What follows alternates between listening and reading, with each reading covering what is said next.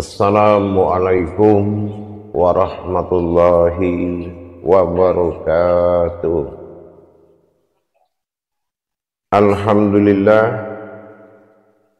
Alhamdulillahi rabbil alamin. Assalatu wassalamu ala asrafil anbiya'i wal mursalin sayyidina wa maulana Muhammadin. Ashhadu an la ilaha illallahul malikul haqqul mubin wa ashhadu anna Muhammadan abduhu wa rasuluhu was-sadiqul wa'dal amin. Allahumma sholli wa sallim wa barik wa karim ahzanul nabil karim ihdinil ladzi min jamalika wa innal ladzi min jalalika wa innahu min kitabika wa tahirin wal mujahidina amma ba'du. Ibadullah wa ittaqullah. Bersyukur kita kehadirat Allah dengan mengucapkan alhamdulillahi rabbil alamin di atas segala limpahan karunia, rahmah dan hidayahnya, sehingga dengan izinnya kita dapat menjalankan amanahnya kepada Rasulullah sallallahu alaihi wasallam. Bertolabul ilmi wajib bagi yang mengaku muslim. Tolabul ilmi fardhatul ala kulli muslim, yang insyaallah kita akan selalu berbagi ilmu dan wawasan demi meningkatkan iman dan takwa kita, agar bisa menjalankan iman, bertauhid dan mentauhidkan diri kepada Allah Subhanahu wa ta'ala. Karena tanpa diri bertauhid, sesungguhnya kebenaran apapun dalam kebaikan kita lakukan, apalagi terhadap Allah, maka perbuatan itu akan sia-sia. Insyaallah bertemu lagi dengan saya, Guru Mursyid Syekh Nur Muhammad Buya Irwan Maulana Al-Khalidi, Pasaman, Sumatera Barat. Tentunya dalam rangka meningkatkan ketakwaan kita. Sesungguhnya ibadah yang benar-benar sesungguhnya beribadah adalah orang yang telah mencapai ketakwaan kepada sebuah ilmunya. Insyaallah melalui makom Majelis Zikir Ma'rifatullah Indonesia, terutama dalam naungan Yayasan Islam Hidayatul Mubarakah, yang mana dalam masa syiar kita melalui wadah syiar, yaitu YouTube Buya Pasaman Timur, yang selalu bisa menjadi pedoman bagi yang ingin mencapai hakiki makna dari sebuah perintah. Para hadirin dan hadirat, kaum muslimin dan muslimat, jamaah dimanapun berada, rahimakumullah. Sebagaimana yang telah kita pahami dan kita sampaikan dalam syiar kita, terhadap adanya sebuah wujud dan maujud di dalam adanya sebuah ketentuan tentang awal sebuah yang ada, yang mana kita telah memahami tidak mungkin sebuah yang ada bernama ada kalau tidak diawali dengan yang tiada. Dan kita telah melihat bagaimana wujud dari wujud tersebut bertingkah kepada sebuah maujud sehingga tercapailah keinginan kodrat aku pada Tuhan yang ingin menjadi Tuhan dan berasma Allah serta berwujud Rasulullah sallallahu alaihi wasallam pada hakikat kodrat wujud tersebut. Tetapi di dalam hal mengkaji sebuah yang hakiki terhadap sebutan aku, Tuhan, Allah, umat Muhammad, itu dibutuhkan suatu dalil kebenaran dari sebuah ilmu tersebut. Kalau hanya sebuah sebutan dan sejarah yang diceritakan, sesungguhnya itu tidak akan membawa perubahan kepada sebuah kodrat umat, yang mana umat itu adalah perwujudan dari Allah dan Tuhan itu sendiri dalam makom tajalli Muhammad. Mengenang kembali usuluddin, awal diri adalah Tuhan, ilah ba'dal tunggal, wahid awal mula jadi. Maka Allah katakan awalul wajibin alal insani khufatul illahi bi istighfar. Pertama-tama yang wajib bagi umat itu adalah mengenal Tuhannya dengan seyakin-yakinnya, atau kita katakan awaludin ma'rifatullah. Awal agama adalah mengenal Allah dalam masa tauhid, asyhadu an la ilaha illallah wa asyhadu anna Muhammad Rasulullah, sebagai kodrat pertama dalam rukun Islam. Tentunya menjadi sebuah persyaratan karena diletakkan pada urutan pertama. Gagal kita mendapatkan tauhid diri kita, posisi umat dan posisi Tuhan yang akan bermuka syafah di dalam sebuah ibadah, perlunya pendalaman hakiki terhadap syahadat. Inilah tauhid. Setelah kita melihat dan mendengar sebuah jabariyah dari kajian tersebut, wujud ada, wujud berupa maujud nyata. Ini kita akan wajib mencari pedoman terhadap kebenaran tersebut, yaitu suatu kodrat yang menyatakan yang tidak nyata sebagai pertanda bahwasannya yang nyata itu berawal dari kisah yang tidak nyata. Namanya Lauh Mahfuz. Lauh Mahfuz kita kenal sebagai kitab yang dinyatakan, bukan kitab berawal dari yang nyata, tetapi kitab yang berawal dari tidak nyata, berasal dari wahyu. Wahyu berasal dari qudsi, qudsi berasal dari kauni. Inilah yang jatuh menjadi syafaat, syafaat menjadi kodrat yang nyata, yaitu kalimatul haq.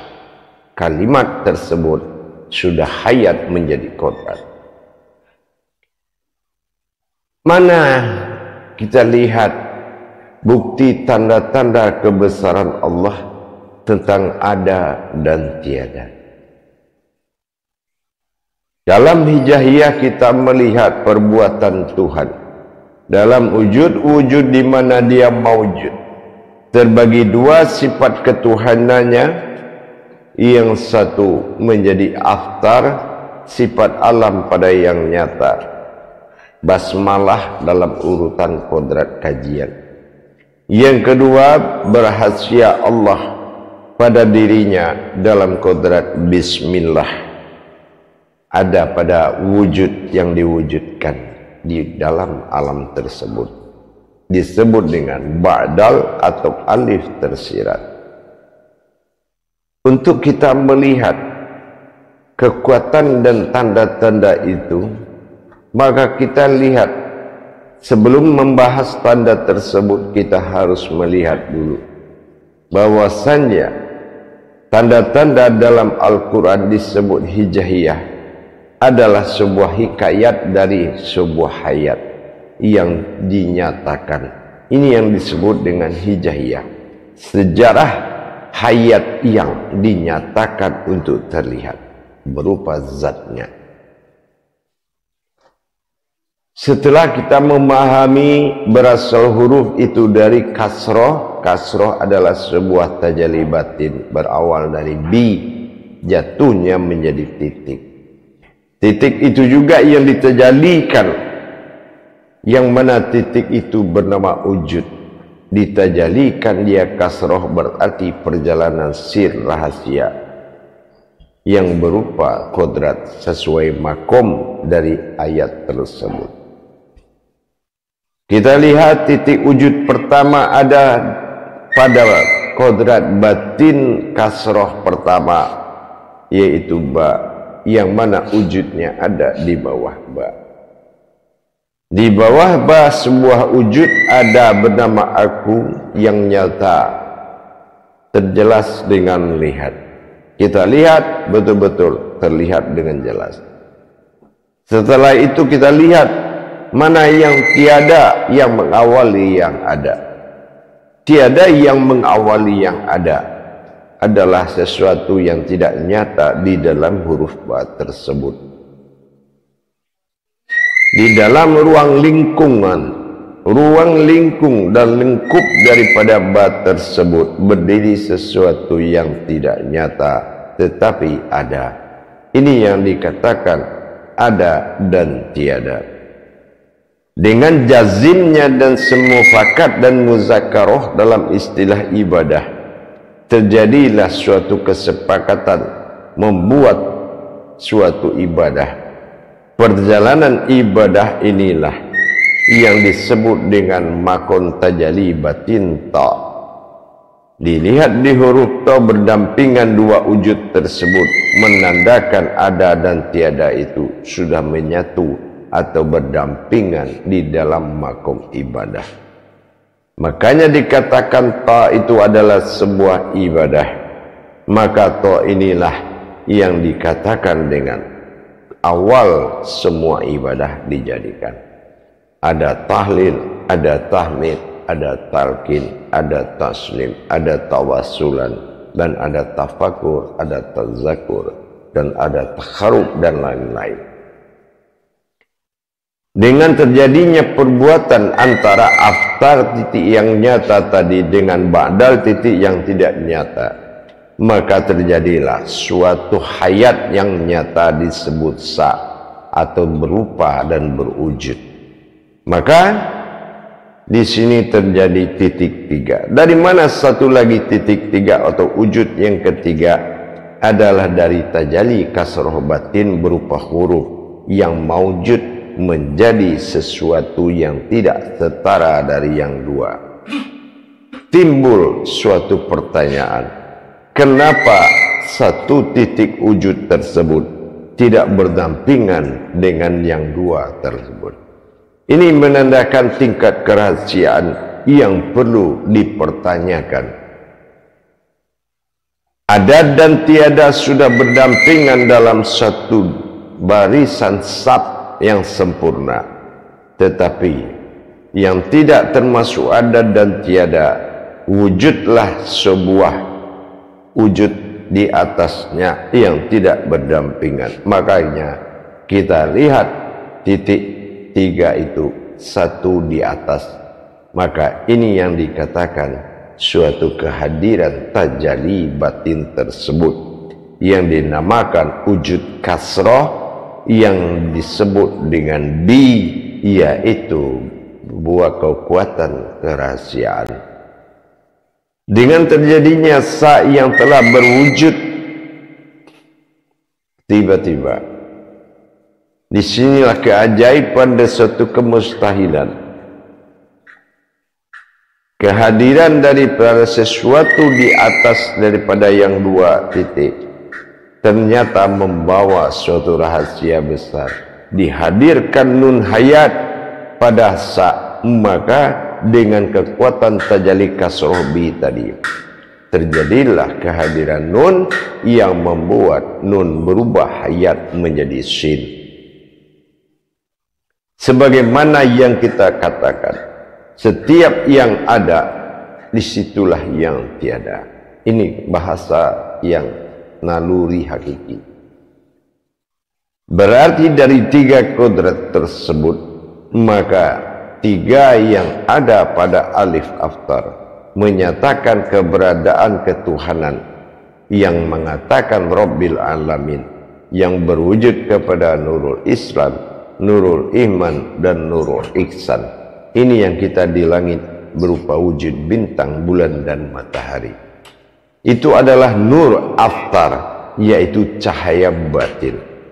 Dan yang 3 lagi akan masuk ke dalam kerahasiaannya, yang berwujud awal mula jadi berupa zat, yang diwujudkan kedua awal dari semua hidup dan yang ketiga awal semua jadi yang tersirat adalah tersebut setelah dilihat dari sisi kodrat ba'dal, yaitu tidaklah terlihat dari 3 kodrat tersebut, maka kita memahami dengan kehadiran nur aftar, nurul isman, nurul iman, nurul ihsan, dan nurul Islam tersebut memberikan penyinaran kepada alif ba'dal atau wujud ba'dal atau wujud yang tidak terlihat, maka kerahasiaan itu menjadi nyata di dalam sinaran 3 nurul aftar. Terlihat sudahlah batin rahasia tadi, yaitu berupa sebuah wujud maujud yang tidak ada, sama dengan semua maujud. Inilah terlihatnya sebuah hayat berupa ruhul azoma atau askornya daripada seluruh alam. Penampakan zohirku oleh 3 nurul sifatku, maka nyatalah aku dalam perjalanan diriku. Itu yang disebut dengan dunia. Dal adalah perjalanan, alif tumahu adalah istirahatku, rahasiaku, sementara na adalah keakuanku, dan a adalah nyata alif atau kasroh a. Maka dalam perjalanan kerahasianku yang nyata inilah aku menyatakan zohiru Rabbi, zohirku adalah wujud dari ketuhanan, dan batinul abdi, setiap yang tidak terlihat adalah kodrat dari keumatanku terhadap zohirku. Inilah terjadinya Rabbil Alamin. Maka dalam wujud 3 yang terlihat, itulah awal terjadinya ilahinas, yaitu wujud Tuhan bermawujud manusia. Dasar daripada penampakan 3 nur aftar menyinari kepada sir dari ba'dal, yaitu zat, batin, dan hayat, atau dikatakan Allah dan Allahu. Inilah yang menyebutkan terjadinya zohiru. Inilah Allahu fil zohiru, terjadi Allah bersifat zohir. Dengan demikian nyata sudahlah, tetapi timbul suatu pertanyaan dengan tanda-tanda yang kita lihat di aftar. Dari 3 sifat nurul tadi, ada nurul iman, ada nurul ihsan, ada nurul ihsan. Ini kita lihat salah satu dari 3 berwujud bintang, bulan, dan matahari ada satu yang tidak bisa didekati dan dipandang, yaitu nurul ihsan. Nurul ihsan membuatkan kita bertanya kepada titik yang tiga. Ada apa dan siapa yang ada di atas titik dua? Kalau titik dua itu sudah jelas bersifat Muhammad pada alam sir sebagai umat batinul abdi. Yang kedua bersifat zahir Allah pada zat. Maka berkodratlah Allah. Disinilah nyata dalam bentuk suatu perbuatan tajalli ketuhanan. Wujud nyata disebut dengan sifat Tuhan, dan wujud umat disebut dengan hayat. Maka nyatalah aku Allah hayat dari sekalian alam. Sehingga titik satu yang ada di antaranya untuk hal ini dikalamkan dengan kata aku. Aku adalah memiliki suatu kehendak ingin menjadi Tuhan dan ingin disebut dengan nama Allah, dan aku ingin dipanggil dengan nama Muhammad. Dalam hal ini tajalli ketuhanan wujud-wujud maujud menjadikan titik tiga dalam masa ada dan tiada. Ada dan tiada maka dilengkapi dengan sebuah rahasia dengan pengakuan aku ada dalam ketiadaan. Aku tiada, nyatalah aku dalam yang ada. Inilah suatu kodrat yang bergejolak dalam huruf sin yang berwujud dalam diri manusia dan berrahasia di dalam sin nas. Isin inilah yang menjadi sebuah wujud rahasia tertinggi dengan keberadaan wujud mawujud Allah yang disebut ilahin nas. Ilah adalah Tuhan, nas adalah wujud. Maka mana yang dikatakan sifat wujud Allah bersifat manusia? Kalau kita melihat dengan hakiki, maka kita akan bertemu dengan kalam tersebut. Tetapi kalau kita melihat dengan syariat, tidak akan terpandang dan bisa diimani. Tidak akan bisa diimani, apalagi dalam dipandang. Dibutuhkan nilai hakiki batin yang dalam, hati nurani yang berhasia. Hanya dimiliki orang-orang yang Allah ridhoi untuk mengetahui perjalanan dirinya menuju sebuah wujud yang berkalam ilahin nas. InsyaAllah dengan kita sudah melihat sebuah kenyataan tajalli kaji wujud-wujud maujud, maka tidaklah sebuah cerita dan karangan, tidak juga sebuah hayalan, maka nyatalah dalam pertanda-tanda Al-Quran. Allah katakan dalam Al-Quran, sesungguhnya pertanda dan tanda-tanda kebesaranku hanya bisa dilihat dan diketahui oleh orang-orang yang berilmu. Di sini ada batasan-batasan pemahaman dan batasan pemahaman yang harus membuat kita lebih meningkatkan pemahaman untuk mencapai derajat dan martabat kepada sebuah perbuatan kepada Allah. Dibutuhkan kebenaran dan kebenaran, asal itu bersifat Tuhan. Tidaklah kita larut dalam cerita, tapi bisa mendapatkan fakta, pertanda yang dimunculkan dalam Al-Quran. Asal kita memang memiliki pengetahuan terhadap cara membaca Al-Quran, cara mengimani Al-Quran, dan cara memandang Al-Quran. Dibutuhkan ilmu dalam hal ini. Insya Allah mudah-mudahan bisa bermanfaat dan bisa meningkatkan nilai ibadah kita dan meningkatkan iman dan takwa kita. Mudah-mudahan bisa bermanfaat. Insya Allah mudah-mudahan dengan adanya berbagi ilmu dan iman, berbagi ilmu dan wawasan membuat kita lebih meningkatkan kualitas martabat Allah pada diri kita. Insya Allah. Alhamdulillah, saya Guru Mursyid Syekh Nur Muhammad Buya Irwan Maulana Al-Khalidi dalam makom Tauhid Siriyah. Mudah-mudahan bisa bermanfaat. Akhirul kalam, wabillahi taufiq wal hidayah. Wassalamualaikum warahmatullahi wabarakatuh.